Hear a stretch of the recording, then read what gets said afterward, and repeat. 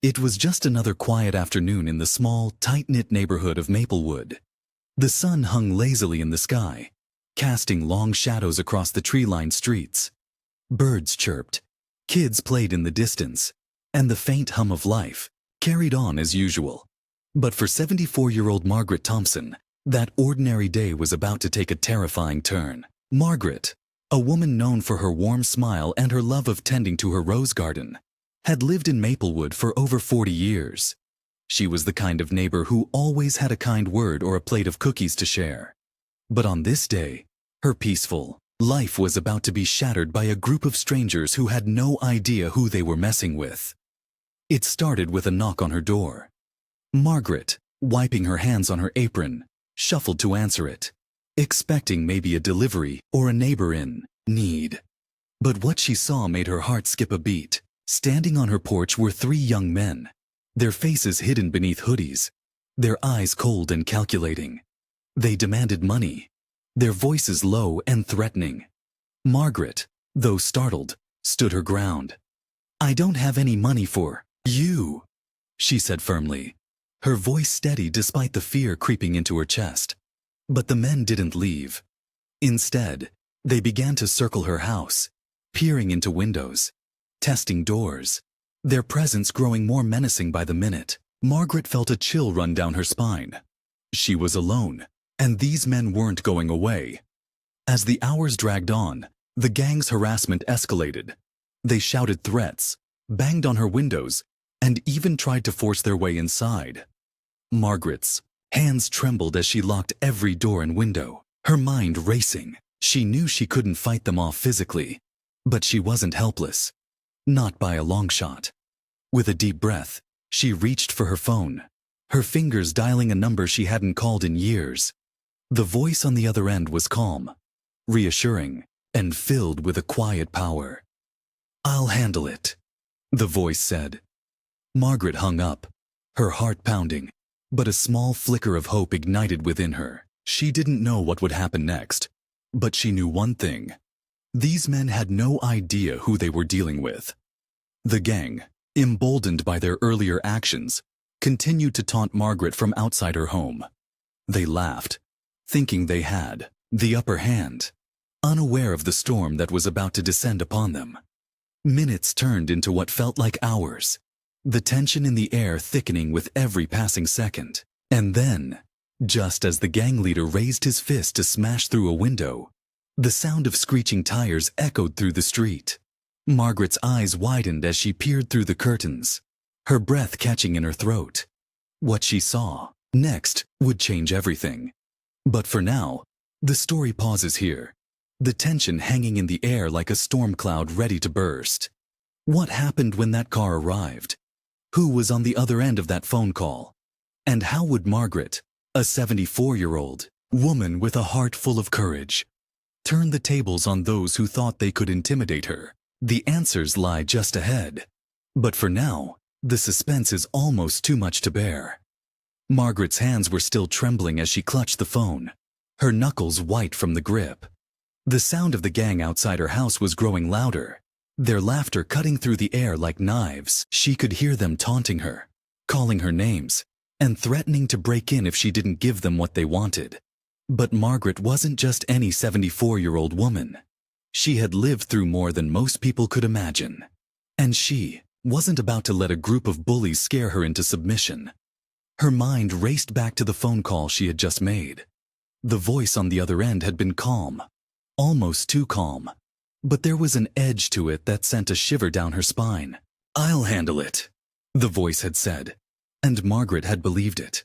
But now, as the gang's threats grew more intense, she couldn't help but wonder if she had made the right choice.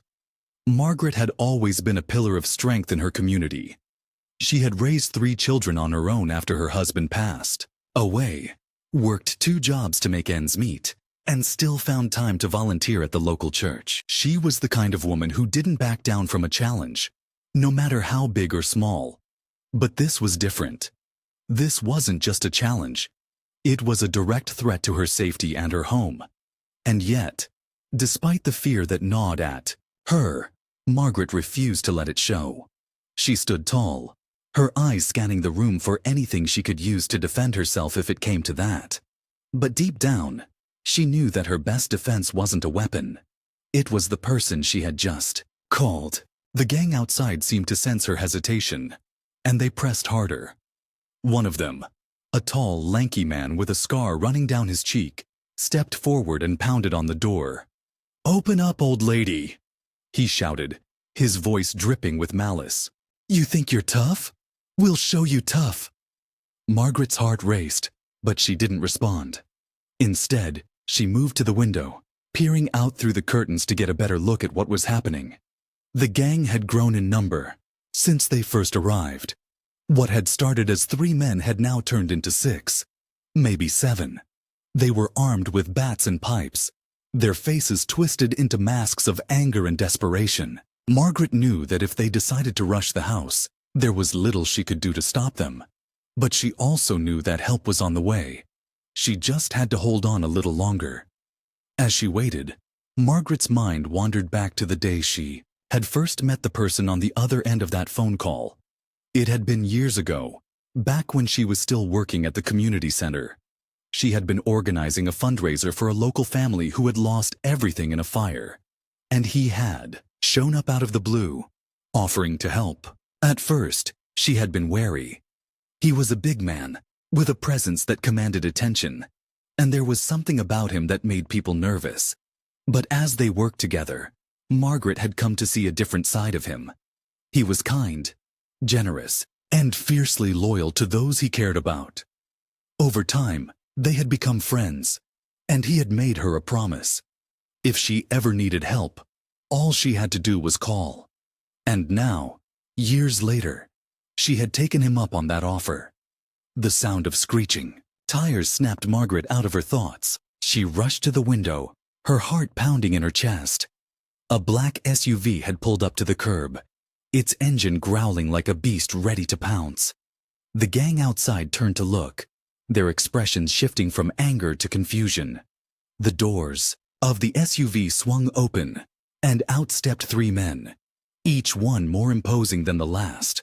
They moved with purpose, their eyes locked on the gang like predators sizing up their prey.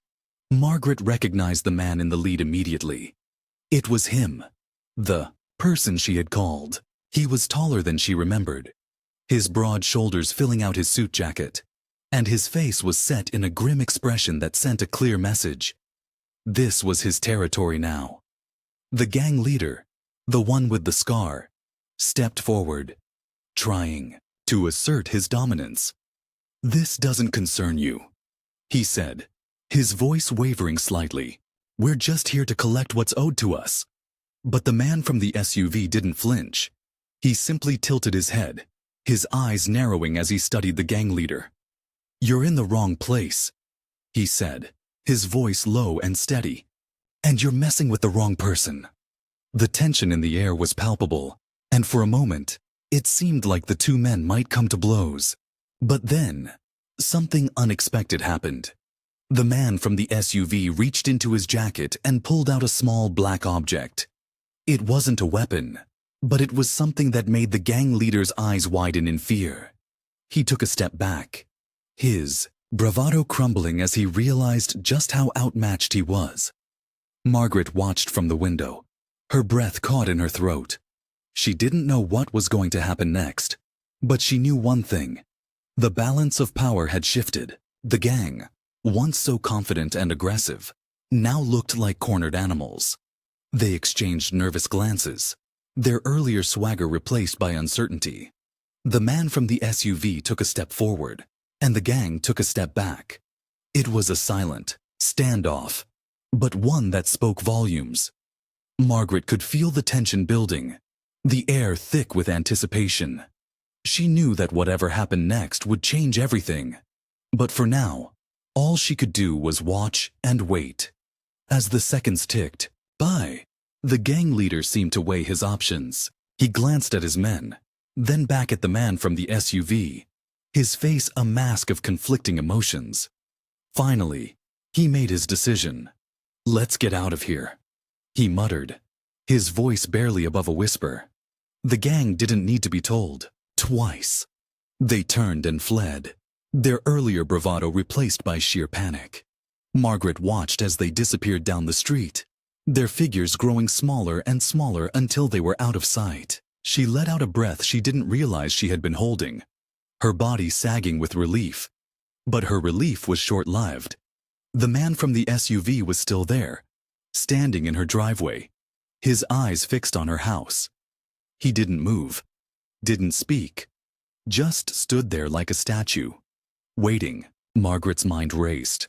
What did he want? Why was he still here? She knew she owed him her gratitude, but there was something about his presence that made her uneasy. He had saved her, yes, but at what cost? She had always known that he was a man with a past, a man who operated in the shadows. And now, by calling him, she had pulled herself into his world. She didn't know what that meant for her, but she knew one thing. Her life would never be the same. As she stood there, staring out the window, she couldn't help but wonder what would happen next. The gang was gone, but the danger wasn't over. Not by a long shot. And as the man from the SUV finally turned and walked toward her door, Margaret knew that the real story was just beginning. Margaret's heart pounded as she heard the heavy footsteps approaching her front door. The man from the SUV was coming, and she wasn't sure if she should feel relieved or terrified. She had called him for help, and he had delivered, swiftly and decisively. But now, as he stood on her porch, his presence felt larger than life, and she couldn't shake the feeling that this was only the beginning of something much bigger. She took a deep breath, smoothed her apron, and opened the door. There he was, his towering frame filling the doorway, his sharp eyes scanning the room behind her as if assessing for any remaining threats. "Margaret," he said, his voice calm but firm. "You okay?" She nodded, though her hands were still trembling. "I'm fine, thanks to you," she replied, her voice steady despite the storm of emotions swirling inside her. He stepped inside, closing the door behind him, and for a moment, the two of them stood in silence. The weight of what had just happened hung heavy in the air. Margaret knew she owed him an explanation, but she wasn't sure where to start. "I didn't know who else to call," she admitted finally, her voice barely above a whisper. He nodded, his expression unreadable. "You did the right thing," he said. "But we need to talk. This isn't over." Margaret's stomach churned at his words. She had hoped that once the gang was gone, things would go back to normal. But the look in his eyes told her otherwise. He moved to the living room, sitting down on her worn-out couch like he owned the place. Margaret followed, sitting across from him in her favorite armchair. The room felt smaller with him in it, his presence commanding every inch of space. "Who were they?" he asked, cutting straight to the point. Margaret hesitated. She didn't know much about the gang, only that they had been terrorizing the neighborhood for weeks. They had targeted her specifically, though she couldn't figure out why. "I don't know their names," she said, "but they've been causing trouble around here, breaking into homes, stealing, intimidating people. I thought if I stood up to them, they'd leave me alone. But I was wrong." He leaned forward, his elbows resting on his knees, his eyes locked on hers. "Margaret, you're not just dealing with some random thugs. These guys are part of something bigger. They don't just show up at someone's house unless they've got a reason." His words sent a chill down her spine. She had always been careful, always kept to herself. She couldn't imagine why they would target her. "What do you mean?" she asked, her voice trembling. He hesitated, as if weighing how much to tell her. "Let's just say they don't operate alone. There's someone behind them, pulling the strings. And if they came after you, it's because they think you have something they want." Margaret's mind raced. She didn't have much, just her home, her garden, and a few keepsakes from her late husband. What could they possibly want from her? Before she could ask, he stood up, pacing the room like a caged animal. "We need to figure out what they're after," he said. And we need to do it fast. They'll be back. And next time, they won't be so easy to scare off. Margaret felt a knot tighten in her stomach. She had always been a fighter, but this was beyond anything she had ever faced. She looked at him, her eyes pleading. "What do I do?" she asked. He stopped pacing and turned to face her. "You let me handle it," he said. "But you need to trust me, and you need to be ready for whatever comes next." As the words left his mouth, a loud crash echoed from outside, followed by the sound of shattering glass. Margaret jumped to her feet, her heart racing. He was already moving, his hand reaching for the gun holstered at his side. "Stay here," he ordered, his voice low and urgent. But Margaret couldn't just sit still. She followed him to the window, peering out into the darkness. The street was empty, but the front porch light had been smashed, leaving the yard shrouded in shadows. "They're testing us," he muttered, his eyes scanning the area, trying to see how far they can push. Margaret felt a surge of anger rise within her. She was tired of being scared, tired of feeling like a victim. "I'm not going to let them win," she said, her voice firm. He glanced at her, a flicker of respect in his eyes. "Good," he said, "because this is just the beginning." Over the next few hours, the two of them worked together, fortifying the house as best they could. He showed her how to secure the windows, where to place makeshift alarms, and how to stay alert without letting fear take over. As they worked, Margaret couldn't help but notice the way he moved, like a man who had been through this kind of thing before. She wanted to ask him about his past, about how he knew so much about dealing with danger. But she held her tongue. There would be time for questions later. For now, they had to focus on staying safe. As the night wore on, the tension in the house grew thicker. Every creak of the floorboards, every rustle of the wind outside, made Margaret's heart skip a beat.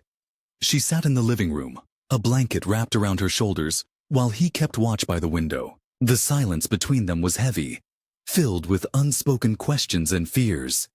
Finally, Margaret broke the silence. "What happens if they come back?" she asked, her voice barely above a whisper. He didn't look at her, his eyes still fixed on the darkness outside. "Then we'll be ready," he said. "But we need to be smart about this. They're not just going to walk away. Not after what happened tonight." Margaret nodded, though her mind was still racing. She thought about her family, her neighbors, and the life she had built in this community. She couldn't let it all fall apart because of some gang. She had to fight back, not just for herself, but for everyone who called Maplewood home. As she sat there, staring into the flickering light of the fireplace, she made a silent promise to herself. No matter what happened, she wouldn't back down. She had faced challenges before, and she had always come out stronger on the other side. This time would be no different. But even as she steeled herself for what was to come, a part of her couldn't shake the feeling that this was bigger than she realized. The man by the window had said it himself. This wasn't just about her. There was something else at play, something darker and more dangerous than she could imagine. And as the first light of dawn began to creep over the horizon, Margaret knew that the fight was far from over. The gang would be back, and when they came, they wouldn't be alone. She just hoped that when the time came, she would be ready. For now, all she could do was wait, and hope that the man sitting by the window was as good as his word. Because if he wasn't, she wasn't sure she would make it through the night.